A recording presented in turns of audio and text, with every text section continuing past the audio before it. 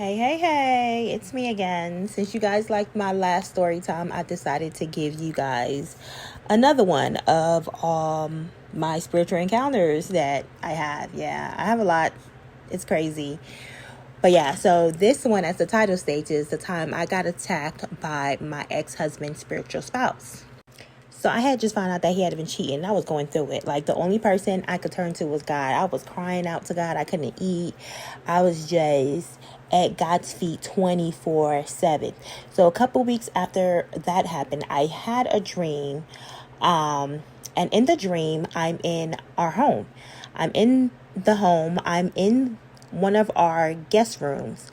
This particular room is a room where he had majority of his stuff in the house, like all his other stuff that couldn't fit in the master bedroom closet. Like, it was his room where he had all his other items or whatever. So I was in that room. I was looking outside the window. There was some type of parade that was going outside with our neighbors.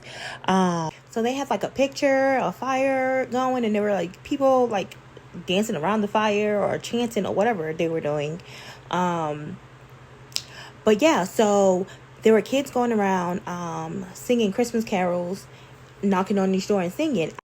So I didn't want to go downstairs to open the door, so I just closed the blinds and went in the corner and sat in the corner, not knowing that my husband downstairs had let them in. So he let the kids in. He brought them upstairs to me. He was like, "Hey, the kids are singing, so I brought them to sing for you." So they sang their song, and then they left. So on their way going down, the last little boy who was supposed to leave, he stops.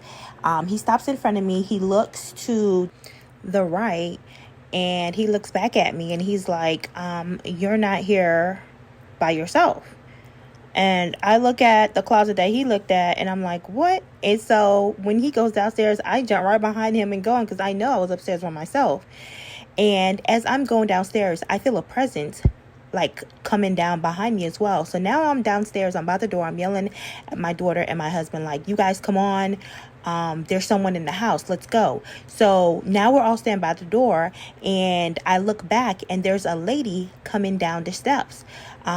She started off as a normal size human. I'm 5'7".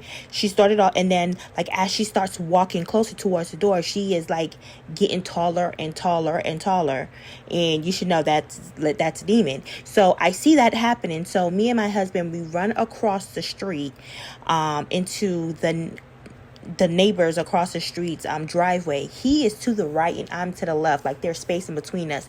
So now she's coming outside of the house, and you can see that she is vividly mad. She is lit. She is going ham.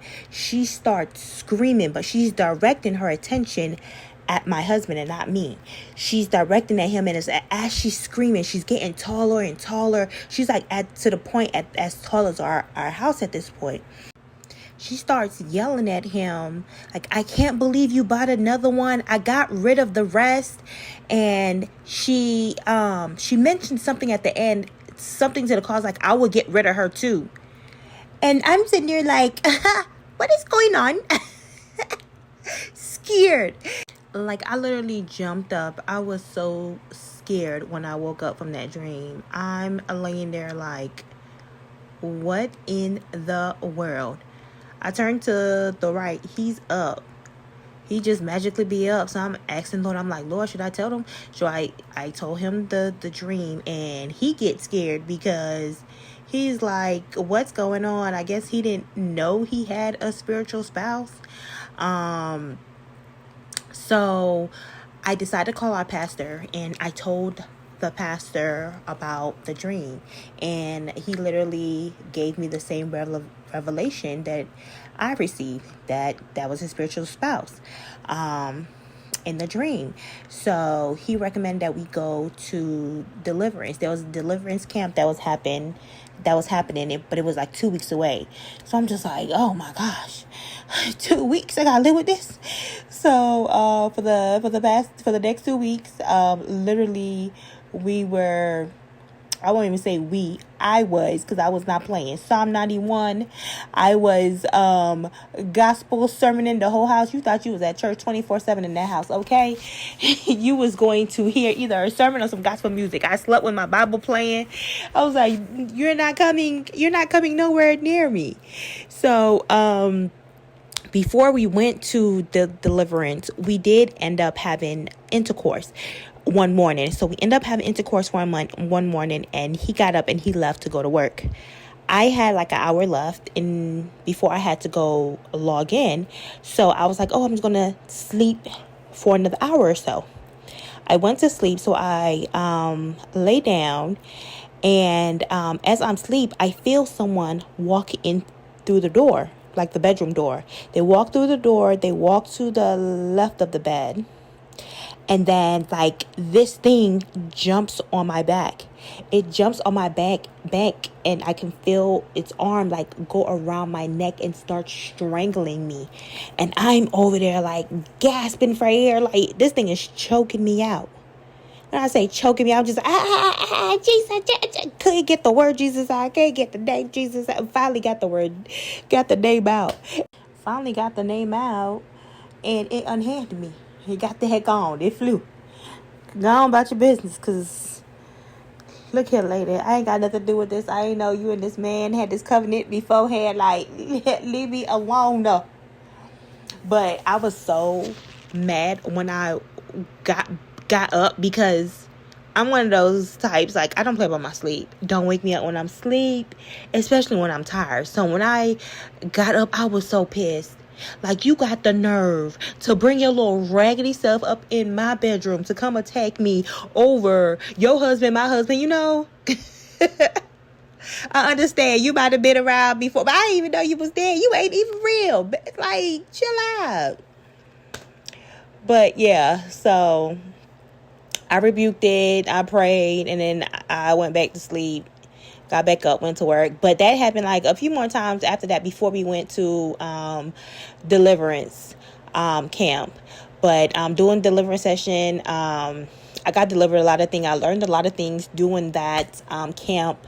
I don't know about him, because he wasn't fully into it.